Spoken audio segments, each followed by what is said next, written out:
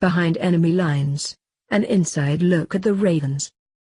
TitansOnline.com senior writer and editor Jim Wyatt gives an inside look at the Baltimore Ravens with Jeff Zrebiec, who covers the Ravens for the Baltimore Sun. The Titans face the Ravens on Sunday at Nissan Stadium, Nashville, Tennessee. The Titans face the Baltimore Ravens on Sunday at Nissan Stadium. The Titans are coming off the bye weekend, and currently have a 4-3 record. The Ravens are coming off a 40-0 win over the Dolphins, and they're 4-4. This week, I caught up with Jeff Zrebiec, who covers the Ravens for the Baltimore Sun. You can follow Jeff on Twitter at Jeff Zrebiec, and join over 25,000 others. Here's how our conversation went. Wyatt: Hey Jeff. I appreciate you taking the time. Right out of the gate I want to ask you about Ravens quarterback Joe Flacco. Everyone has seen the hit he took against the Dolphins. How is he? And is he expected to play on Sunday versus the Titans? Zrebiec: I think everyone is pretty surprised how quickly he has bounced back to this point. He was in their team facility the day after the game and he was telling people he felt really good, and he wasn't really experiencing lingering issues. At this point I think he is on track to playing. But we all know, what the player says doesn't really matter. It's whether he will be able to pass all the tests and clear concussion protocol and be ready. But all indications at this point in the week are very good, and he'll be ready to go. I would imagine, due to that hit, you have to wonder which quarterback is going to show up if he is indeed out there. But no question they feel like he gives them the best chance to win. So if he passes protocol, he'll be out there on Sunday.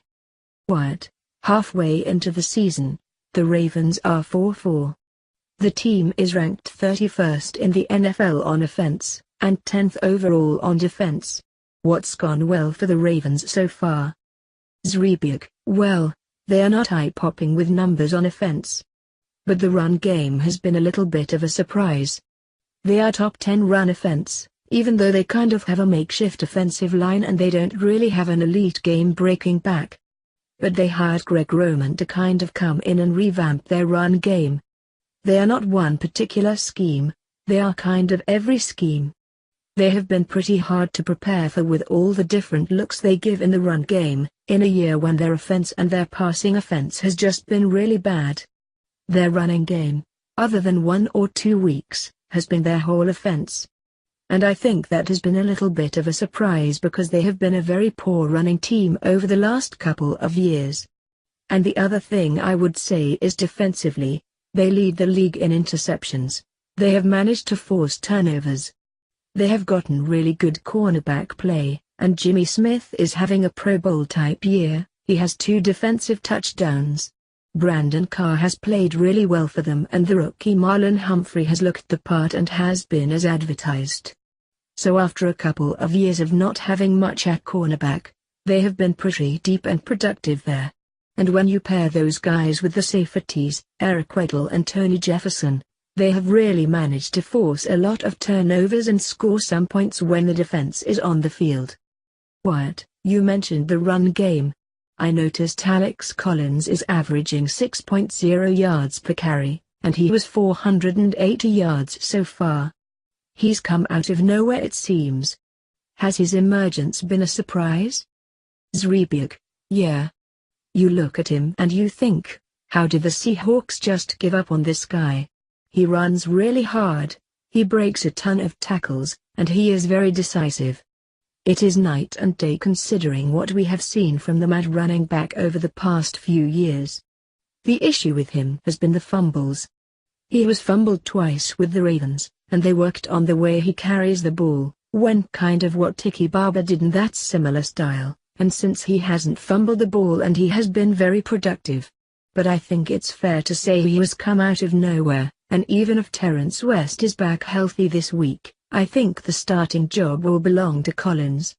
He will continue to get more and more carries as long as he holds on to the ball.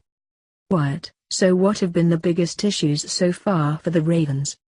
Zrebiec: The pass offense has just been bad. It's just been a combination of everything. but Joe Flacco wears most of that. He hasn't played well, there's no question. He was having a decent game versus Miami before he got hurt. And he's had a couple of stretches, a couple of halves here and there where he has looked good. But for the most part, he just hasn't looked like himself. He's been inaccurate, he's made some poor decisions, and he hasn't shown a whole lot of pocket presence. I think part of that is he missed the whole summer with a back injury, and he hasn't been fully healthy. And the other part of it, and he doesn't say this, but I don't think he has a whole lot of confidence with his wide receivers and his offensive line. The offensive line has been okay at times, and been really poor at others. They've also gotten really spotty play at wide receiver. They've had a lot of injuries. Mike Wallace and Jeremy McLean have been really banged up, and Breshad Perriman, their former first-round pick, just has not done a thing. They just don't have much stability there with their pass catchers. At tight end, they don't have a lot of speed. Benjamin Watson is solid, but he's not going to run by anyone. I just think the passing game has kind of been broken all year, and it starts with the quarterback. He is just a part of it, but they haven't been strong in any area there. And defensively, they haven't stopped the run at all, and that's been a hallmark of every Ravens good defense. They have always stopped the run, and been in the top 10 pretty much every year under Harbaugh. But before this last game against Miami they were the 32nd ranked run defense, and that has sort of been shocking. I don't think anyone has been surprised their offense has struggled, given all the circumstances, but the run defense looking so vulnerable has been shocking. They did completely shut down the Dolphins in that area, and they feel like they've made some adjustments to help moving forward, and obviously that will be challenged by how Tennessee runs the football. Wyatt, I know the Ravens have a bye week coming up after the trip to Tennessee. Right now, they're still in the thick of things in the AFC. What's the team's mindset leading up to this week's game? Zrebiec, I think it's a huge game for them. The season is kind of at a crossroads. They have been good enough to completely dominate Miami, who was 4-2 and had won 3 straight coming in. They went into the Raiders' home field and dominated them.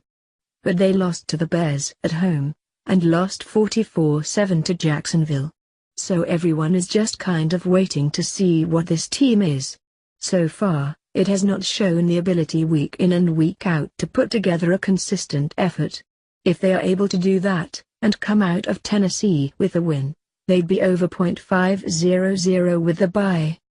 There's a lot of mediocrity in the AFC right now, and they're supposed to get Danny Woodhead back after the bye, so they should be getting healthier. This game is a huge game for them, because if they go into that by under .500 with not much margin for error the rest of the way, no one is going to say must win or anything, but they understand if they are going to be legitimate as a playoff team this year they are going to need to start stringing together some wins, and they need to start now.